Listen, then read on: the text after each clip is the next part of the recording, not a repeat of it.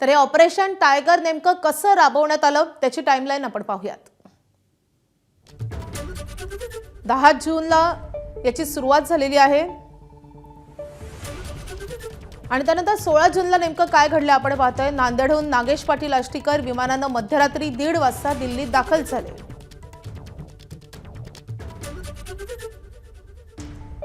संजय देशमुख, संजय जाधवही वेगवेगळ्या मार्गाने दिल्लीत पोहोचले।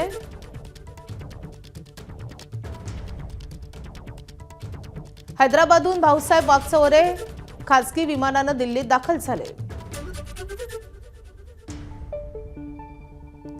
16 जूनला संजय दिना पाटील आमदार प्रताप सरनाईकांसोबत दिल्लीत आले।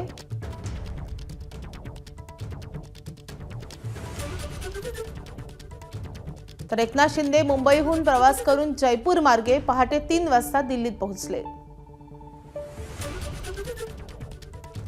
तर ओमराजे निंबाळकर पुण्याहून पहाटे 4:30 वाजता दिल्लीत दाखल झाले। शिवसेना ठाकरे पक्षाच्या सर्व 6 खासदारांचा नोएडामधल्या हॉटेलमध्ये मुक्काम होता।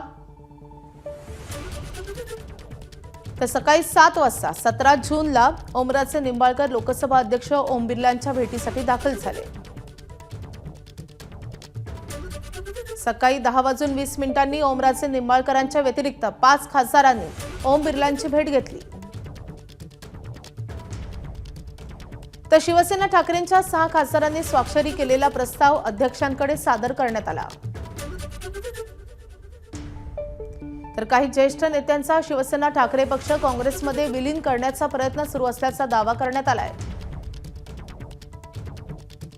पत्रात सर्व 6 खासदार एकनाथ शिंदेंच्या नेतृत्वातील शिवसेनेत विलीन होत असल्याचा उल्लेख असल्याचं समजतंय। तर लोकसभेतील बैठक व्यवस्था शिवसेना खासदारांसोबत बदलण्याची विनंती देखील या खासदारांनी पत्राद्वारे केली आहे। तर ओम बिर्लांशी भेटी घेतल्यानंतर नागेश आष्टीकर आधी चेन्नईला गेले आणि तिथून ते तिरुपतीच्या दर्शनासाठी रवाना झाले। भाऊसाहेब वागचौरे वाराणसीला पोहोचले। संजय देशमुख आणि संजय जाधव हे अयोध्येला गेले। तर संजय दिना पाटील मुंबईत परतल्याचं समजतंय। तर ओमराजे निंबाळकर पुण्यात परतले।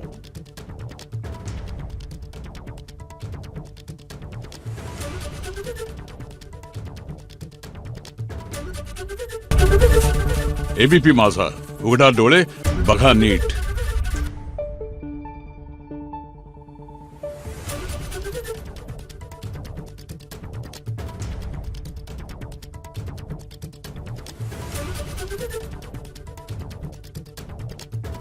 Thank you.